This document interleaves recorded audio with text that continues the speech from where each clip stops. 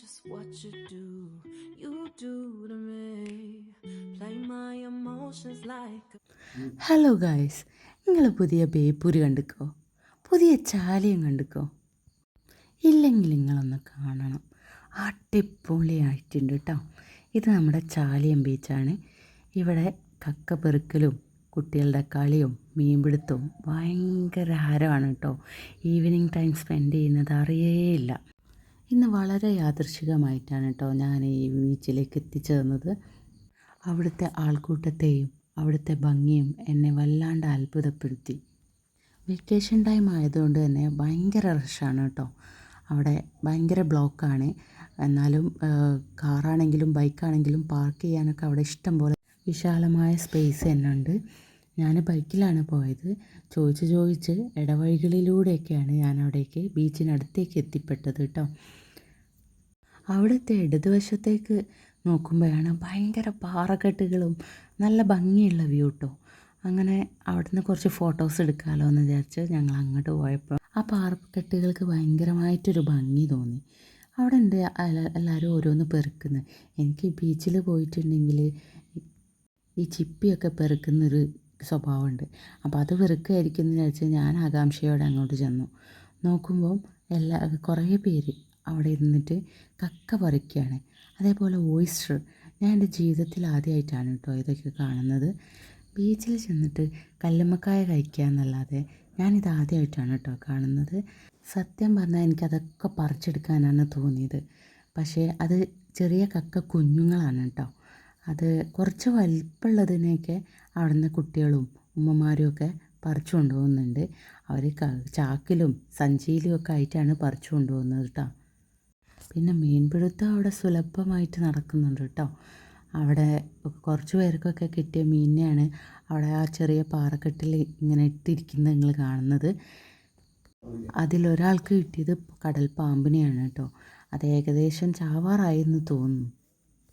വേറൊരു കാര്യം എനിക്ക് പറയാനുള്ളത് എന്താണെന്ന് വെച്ചാൽ, നമ്മൾ ബീച്ചിലേക്ക് ഈ ഭാഗത്തേക്ക് കുട്ടികളെയും കൊണ്ടുവരികയാണെങ്കിൽ അവരെ നല്ല രസത്തോടു കൂടി കളിക്കാൻ പറ്റിയ ഒരു ഏരിയ ഉണ്ട് കേട്ടോ അവിടെ. സത്യം പറഞ്ഞാൽ സമയം പോകുന്നത് അറിയേയില്ല. ആ സമയം ഞാനൊരു കുട്ടിയായിരുന്നെങ്കിൽ ഞാൻ അവിടേക്ക് ചാടി കളിച്ചേനെന്ന് എത്രയോ തവണ ഞാൻ വിചാരിച്ചു. തീർച്ചയായും നിങ്ങളെ ഫാമിലിയായിട്ട് ഈ വെക്കേഷനിൽ ഇങ്ങോട്ടേക്ക് വരികയാണെങ്കിൽ വേർത്താണ് കേട്ടോ. അവിടെ ചാടി കുളിക്കാനുള്ള ആഗ്രഹം നടക്കൂല എന്ന് പറഞ്ഞപ്പം എൻ്റെ ചിന്ത വേഗം പോയത് ചിപ്പിയിലേക്കാണ് കേട്ടോ. ഈ ചിപ്പി വെച്ചിട്ട് ചെറിയൊരു ക്രാഫ്റ്റ് ഉണ്ടാക്കുന്ന ഒരു പരിപാടി ഉണ്ട് കേട്ടോ എനിക്ക്. അത് ഞാൻ മറ്റൊരു വീഡിയോയിൽ അപ്ലോഡ് ചെയ്ത് തരാം. ചാലിയത്തിൻ്റെ പുതിയ മുഖം നിങ്ങൾക്ക് കാണണ്ടേ? എന്നാ വാ. ഇൻ്റർലോക്ക് ചെയ്തിട്ടുള്ള ഫ്ലോറുകളും മുളകളാൽ അലങ്കൃതമായ സീറ്റിംഗ് അറേഞ്ച്മെൻറ്റ്സും ലൈറ്റുകളും ഓലമേഞ്ഞ ഷോപ്പുകളും വളരെ ഭംഗിയാണ് കേട്ടോ. ഇഷ്ടം പോലെ ആൾക്കാരാണ് ഇവിടേക്ക്. എല്ലാവരുടെ മുഖത്തും ഒരു ഹാപ്പി ഫേസസാണ് എനിക്കവിടെ കാണാൻ കഴിഞ്ഞത്.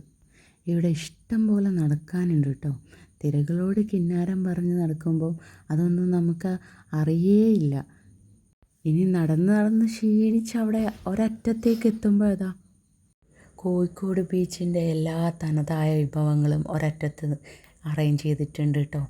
അവിടെ പുലിമൂട് പോലെ അങ്ങ് ഒരുപാട് നടക്കാനുള്ള സ്പേസ് ഉണ്ട്. അവിടെ സീറ്റിങ്സ് അറേഞ്ച്മെൻറ്റ്സ് ചെയ്തിട്ടുണ്ട്. വളരെ വിശാലമായ സ്പേസാണ്. പക്ഷേ ഇഷ്ടം പോലെ ആൾക്കാരുള്ളത് കൊണ്ട് ആ സ്പേസ് നമുക്ക് ഉപയോഗപ്പെടുത്താൻ കഴിയുന്നില്ല കേട്ടോ. അങ്ങ് നടക്കുമ്പോൾ ആൾക്കാരെ തട്ടുന്ന അത്രയ്ക്ക് ആൾക്കാരാണ്. പിന്നെ അത് ആ കുതിര സവാരി എടുത്ത് പറയേണ്ടത് തന്നെയാണ്. അവിടെ നിന്നൊരു ചായയും കുടിച്ച് ചിക്കൻ പൊട്ടിത്തെറിച്ചതും കഴിച്ച് ഒരു 2 കാടമുട്ടയും കഴിച്ച് ഞങ്ങളിതാ ബേപ്പൂരിൻ്റെ ഭംഗി ആസ്വദിക്കാനായിട്ട് ജങ്കാറിലേക്ക് നടന്നു. ജങ്കാറിലേക്ക് കയറാനുള്ള ഒരു തിരക്കാണ് കേട്ടോ നിങ്ങളീ കാണുന്നത്. ഒരുപാട് ബൈക്കുകളും കാറ് ഓട്ടോ അതാ ഇഷ്ടം പോലെ ആൾക്കാരും. അപ്പോൾ അതാ തൊട്ടപ്പുറത്തായിട്ട് ചാലിയം ഫെസ്റ്റ് നടക്കുന്നുണ്ട്. അതിൻ്റെ എൻട്രൻസ് അവിടെ തന്നെയാണ് കേട്ടോ. നമ്മളവിടെ കയറിയില്ല. പക്ഷെ അവിടെ കുട്ടികൾക്കായിട്ട് ഭയങ്കരമായിട്ട് അലങ്കൃതമായിട്ട് ഒരുക്കിയിട്ടുണ്ട്. ഈ ജങ്കാറിൽ കയറാനായിട്ട് ഒരു 15 രൂപയുടെ ടിക്കറ്റാണ് കേട്ടോ ഞങ്ങളെടുത്തത്. ഇവിടെ ഒരുപാട് ബോട്ടുകളുണ്ട് കേട്ടോ. ഫിഷിങ്ങിനായിട്ടുള്ളതും അലങ്കരിച്ച് ടൂറിസത്തിൻ്റെ ഭാഗമായിട്ടുള്ളതും സ്പീഡ് ബോട്ടുകളും ഇഷ്ടംപോലെ ബോട്ടുകൾ ഇവിടെ വന്നാൽ കാണാൻ കഴിയും. അതാ നമുക്ക് കയറേണ്ട ജങ്കാർ ഇതാ അടുത്തുകൊണ്ട്. വളരെ അത്ഭുതം തന്നെയാണ് അല്ലേ, എത്ര ആൾക്കാരാണ് അതിലുള്ളതെന്ന് നോക്കി. പോരാത്തതിന് ഇഷ്ടം പോലെ ബൈക്കുകളും ഓട്ടോറിക്ഷകളും. ഭയങ്കര അത്ഭുതം തന്നെയാണ് അല്ലേ. ഞാൻ വിചാരിച്ച ജങ്കാർ യാത്ര തുടങ്ങുമ്പോൾ തന്നെ കുറേ വീഡിയോസ് എടുക്കണമെന്ന് വിചാരിച്ചിട്ടായിരുന്നു കയറിയത്. പക്ഷേ ആൾക്കാരും വണ്ടികളും ഒക്കെ ആയി ഭയങ്കര തിരക്കായിരുന്നു കേട്ടോ. പക്ഷെ എന്നാലും ചെറുതായിട്ടൊക്കെ ആസ്വദിച്ചു. ചാലിയത്തിനെയും ബേപ്പൂരിനെയും ബന്ധിപ്പിക്കുന്ന ആ ഒരു സ്പേസ്, അവിടെ അവരൊരുക്കിയിട്ടുള്ള ഒരു ചെറിയ ടൂറിസം, അതൊക്കെ എടുത്തു പറയേണ്ടത് തന്നെയാണ്. ഇനിയും പുതിയ പുതിയ ടൂറിസം അവിടെ വരട്ടെ എന്ന് ഞാൻ പറയുകയാണ്. അങ്ങനെ ജങ്കാറിൽ ഞാനും കയറിയിട്ട് ഏറ്റവും ഫ്രണ്ടിലേക്ക് തന്നെ പോയി നിന്നു കേട്ടോ. കാരണം ഇഷ്ടംപോലെ ബൈക്കും കാറുകളും ഒക്കെ കയറാനുണ്ട്. ജങ്കാറിൻ്റെ ഉള്ളിൽ ചെറിയ സീറ്റിംഗ് അറേഞ്ച്മെൻറ്റ്സ് ഒക്കെ ഉണ്ട് കേട്ടോ. ആ വിൻഡോൻ്റെ സൈഡിലായിട്ട് കുറച്ച് പേരൊക്കെ കുത്തിരിക്കുന്നുണ്ട്. അങ്ങനെ എല്ലാവരെയും ഒന്ന് സൈഡാക്കി ബാക്കിയുള്ള വണ്ടികളും കയറ്റി ജങ്കാർ പുറപ്പെട്ടു. അതാ അവിടെ നിന്നുള്ള വ്യൂ ആണ് കാണുന്നത്. ലൈറ്റുകളൊക്കെ ഇട്ട് സ്പീഡ് ബോട്ടുകളും സാധാ ബോട്ടുകളും ഒക്കെ പോകുന്നുണ്ട്. അടിപൊളിയല്ലേ ആ സ്പീഡ് ബോട്ട് പോകുന്നത് കാണാൻ. സത്യം പറഞ്ഞാൽ അക്കരെ എത്താൻ കൊതിയായിട്ടോ. കാരണം ലൈറ്റുകളാൽ അലങ്കരിച്ചിട്ടുള്ള ഒരു ബേപ്പൂരിനെയാണ് നമ്മൾക്ക് കാണാൻ കഴിഞ്ഞത്. അവിടെ എത്തിയിട്ട് എന്താ നടക്കുന്നതെന്ന് അറിയാൻ വേണ്ടിയിട്ടുള്ളൊരു ആകാംക്ഷ ഉണ്ടായിട്ടോ. സൂര്യൻ അസ്തമിച്ച് തുടങ്ങി കേട്ടോ. എന്നിട്ടും ഇവിടെ ബോട്ടിൽ യാത്രകൾ ഗംഭീരമായിട്ട് നടന്നുകൊണ്ടിരിക്കുന്നുണ്ട്.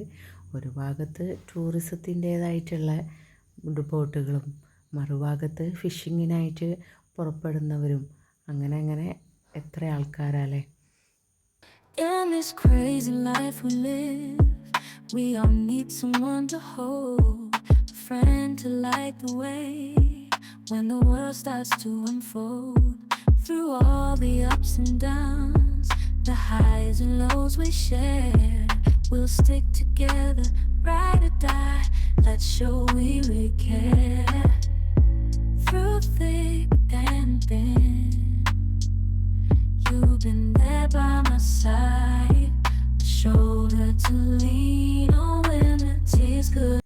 അങ്ങനെ ജങ്കാറിത ബേപ്പൂരിൻ്റെ മടിത്തട്ടിലേക്ക് അടുത്തു കേട്ടോ.